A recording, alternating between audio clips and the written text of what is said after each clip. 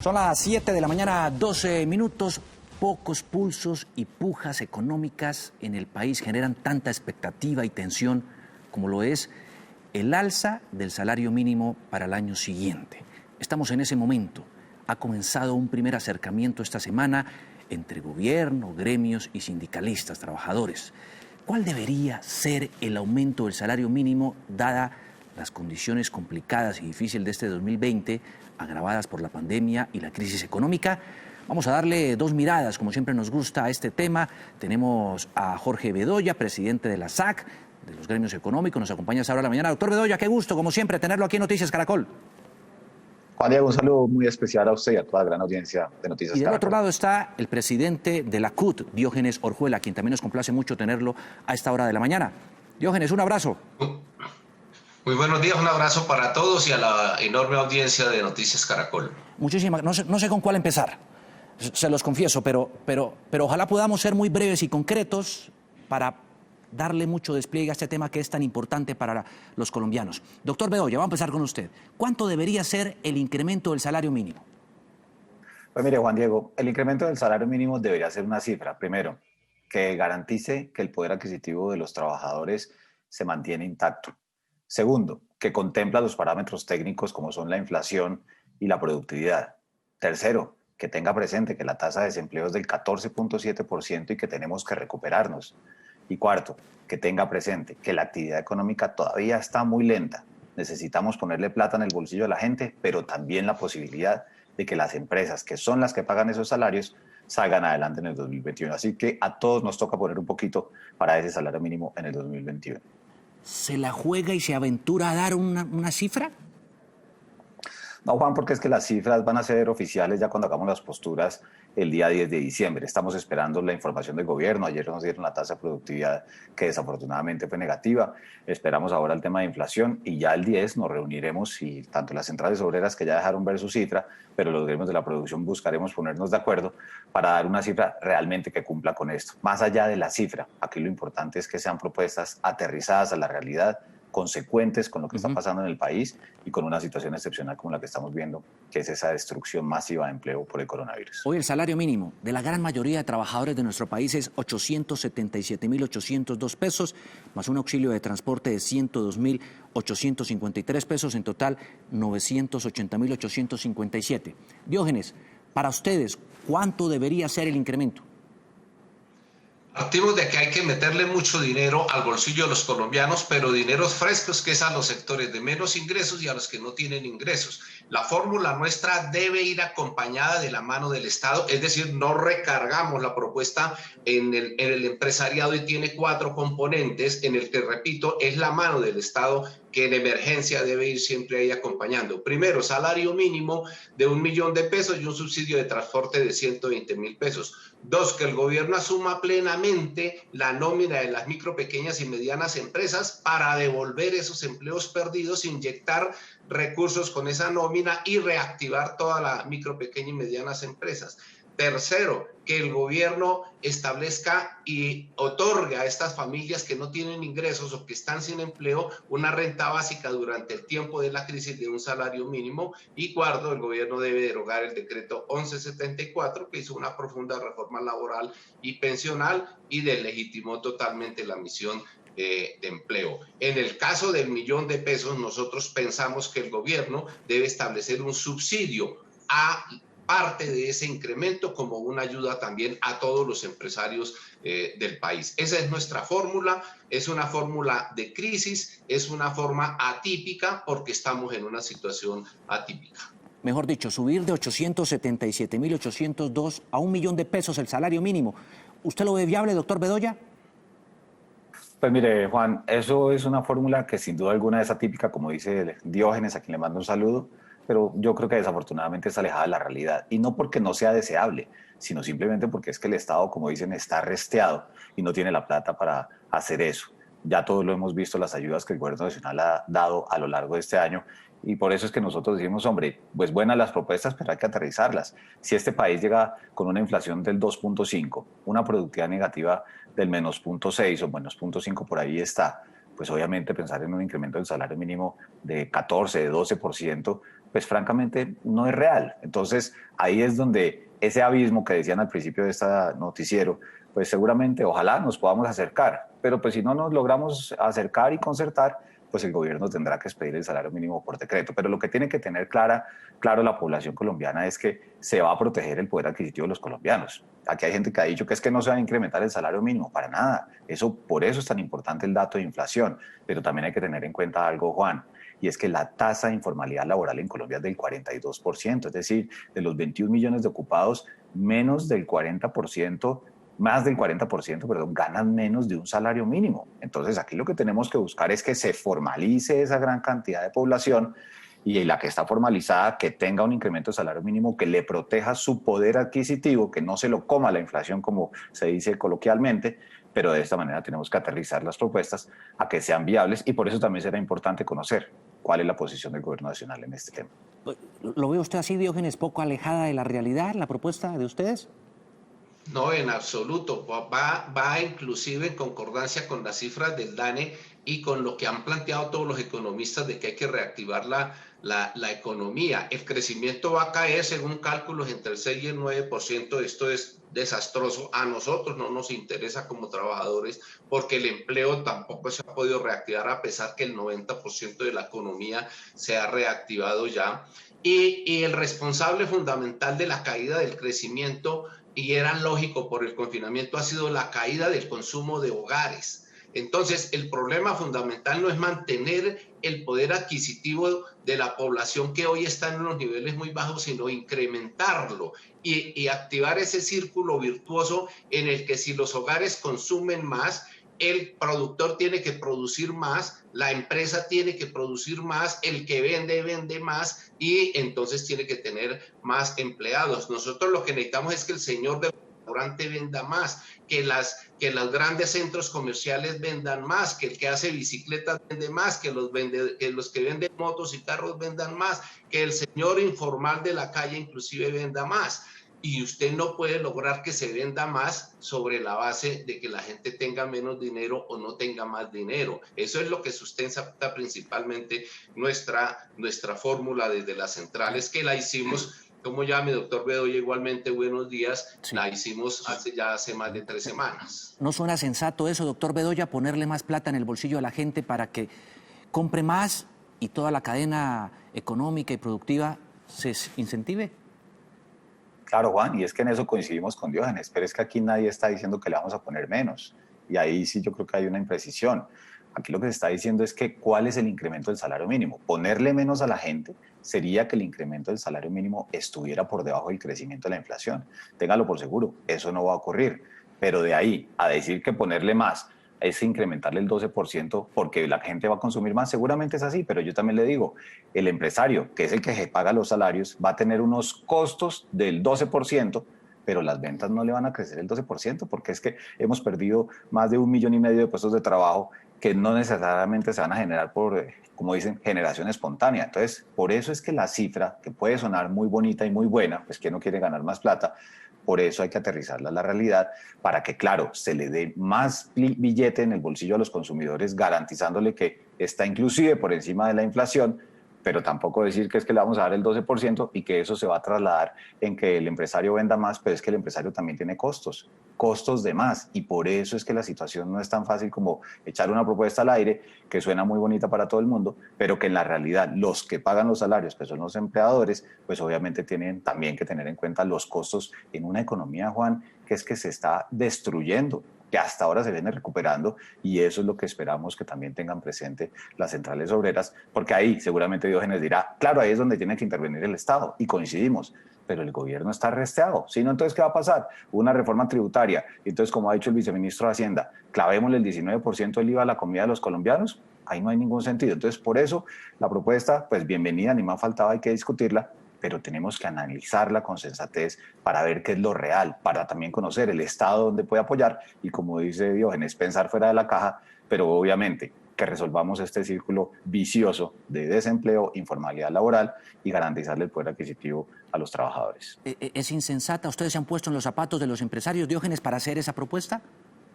Por eso la propuesta nuestra va acompañada de lo que hemos llamado la mano del Estado. Nosotros podemos demostrar que el Estado no está restreado, hay reservas internacionales que sin lastimar el prestigio del Estado en la banca internacional se pueden utilizar unos 10.000 millones de dólares, que son 40 billones de pesos aproximadamente. El gobierno puede adquirir un endeudamiento que es muy manejable y muy elástico con el Banco de la República a través de emisión monetaria, pero si hay una parte, mi apreciado doctor Bedoya, que nosotros no consideramos indeseable, es que hay una propuesta del Consejo Gremial para crear 1 millón de empleos con el 80% del salario mínimo. Eso no es justo, eso me parece una vivatada de quienes lo están planteando, de que como no hay empleo aguante, que le pague menos para darlo, y nosotros sí estamos absolutamente convencidos que no es manteniendo el nivel adquisitivo de la población, sino incrementándola, sobre todo dándole al que no tiene ingresos, porque esos son recursos frescos,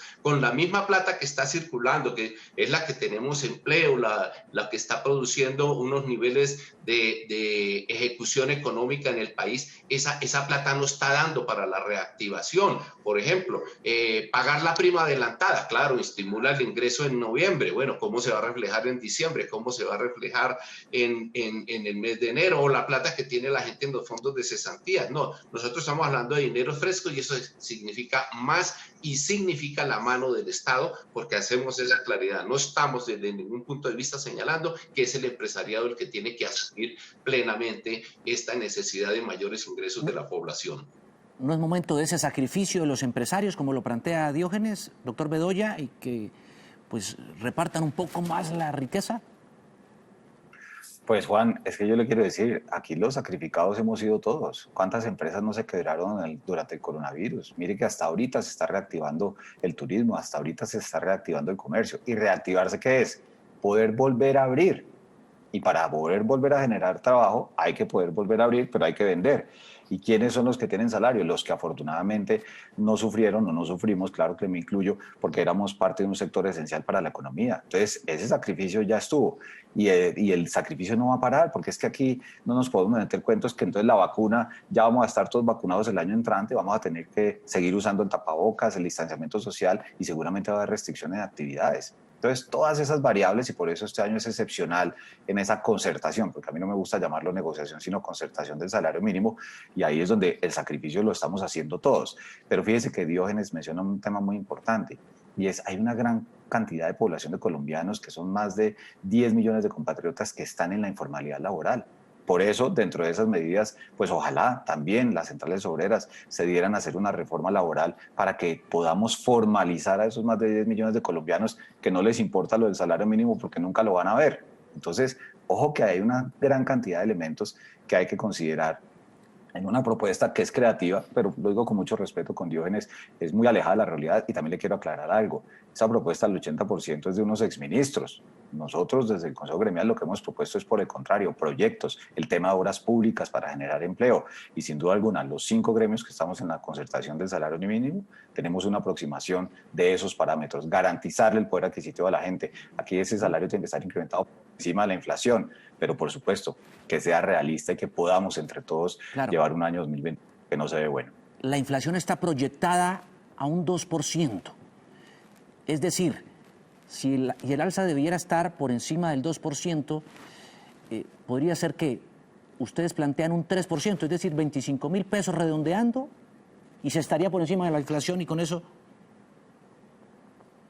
Pues Juan, es que como le digo, las cifras ya de la negociación o de la concertación serán el próximo 10 de diciembre, pero pues sí, téngalo por seguro, no puede ser menos del valor de la inflación, porque pues evidentemente no se puede comer la inflación, el ingreso de los trabajadores, de todos, de los que ganan un salario mínimo, los que ganan más de un salario mínimo.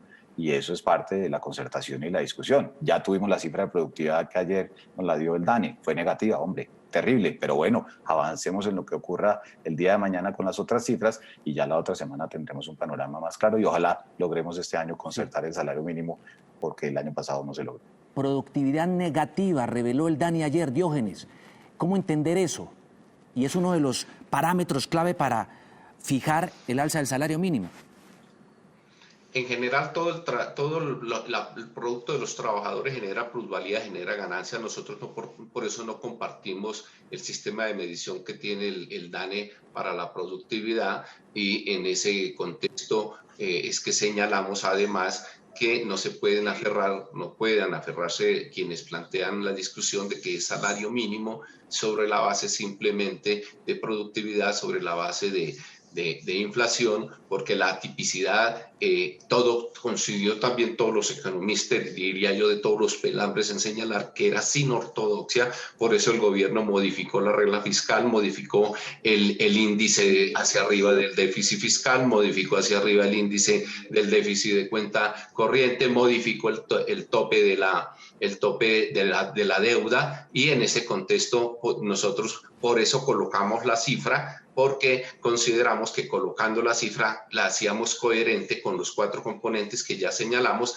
en el que ratificamos la mano del Estado debe estar presente. Así se lo dijimos al ministro del Trabajo: no vayan a asumir esta vez, aunque nunca lo hemos compartido, de que su papel en la comisión es de mediación para una concertación, sino que el gobierno debe decir cómo va en la reactivación económica a través de los salarios y del poder adquisitivo de los hogares. Claro. La mano del Estado, doctor Bedoya, ¿qué tan viable la ve usted cuando el Estado mismo, lo acaba de decir, podría contemplarse una reforma tributaria para el próximo año hasta de 20 billones? Es decir, meterle la mano otra vez a la gente con impuestos para cubrir el déficit. ¿Cómo entender eso? Pues mire, por eso nosotros desde la SAC siempre hemos dicho, aquí no se puede pensar en cargarle el 19% del IVA a la comida de los colombianos, porque si lo que se busca es un recaudo fiscal mayor, pues los grandes expertos de estos temas han dicho, bueno, entonces vámonos por los bienes que son exentos y excluidos, que prácticamente es la canasta básica de los colombianos. Entonces, si eso al final del día no se puede hacer, porque honestamente no creo que el gobierno vaya a tomar esa iniciativa, y mucho menos el Congreso de la República en un año que ya es preelectoral, pues obviamente aquí nos toca apretarnos al cinturón a todos. Entonces, las propuestas que hacen las centrales obreras, coincido con Diógenes, pues habrá que ver qué dice no el ministro de Trabajo, sino el ministro de Hacienda, que es el que tiene la chequera, y de esa manera mirar qué es viable o no. Pero en ese sentido, por eso es importante aterrizar la propuesta a la realidad. Nadie la está descalificando. Lo que estamos diciendo es, cada quien tiene su propuesta, miremos a ver qué se puede y qué no se puede. ¿Cuál va a ser la mano del Estado en esto? Porque el Estado también tendrá que decir, oiga, yo puedo hasta acá. Ya hizo lo del PAEF, el tema de la nómina, que son cosas que se buscan mantener hasta el año entrante. El tema de las ayudas a las personas que están en la informalidad laboral, es que no nos olvidemos, son más de 10 millones de compatriotas que están en la informalidad laboral y que a ellos el régimen laboral hoy en día no les sirve, y por eso nosotros siempre hemos dicho, hombre, aquí hay que hacer una reforma laboral que permita formalizar esa mano de obra para que tengan la protección que no tuvieron durante esta pandemia, pero también nuestros compañeros de las centrales obreras se niegan a una reforma laboral. Entonces, esto tiene muchas más cosas que la simple discusión de un tema tan importante como es la concertación del salario mínimo, y pues ojalá esto dispare la posibilidad de abrir esas reformas que necesita el país y que a veces se desorienta a la población diciendo que es que eso va a ser malo para la generación de empleo. Bueno, pues lamentablemente el tiempo se le agota a uno con estos temas tan importantes para el país, para los colombianos. Diógenes, ¿algo que quiera agregar y rematar ahí? 30 segunditos, por favor. El empleo no se genera con reforma laboral flexibilizando las laborales. El empleo se genera generando fuentes de empleo. Tenemos que dejar de importar 14 millones de toneladas de alimentos y dejar de importar lo que este país puede producir a través de la transformación manufacturera. Esas son decisiones radicales, pero si no se generan fuentes de empleo, no hay empleo. No es con reformas laborales, es con otro modelo de desarrollo, de más desarrollo productivo interno, defendiendo el mercado interno e incrementando el consumo de los hogares. Eso lo demostró ya la humanidad en los países más exitosos. Claro. ¿Algo que agregar el doctor Bedoya? Sí, Juan, que no terminemos como en Venezuela, que allá decía ayer ese bandido de Diosdado Cabello, que el que no vota no come. Ojo con esas ideas populistas. Aquí lo que hay es que aterrizar estas cosas a la realidad.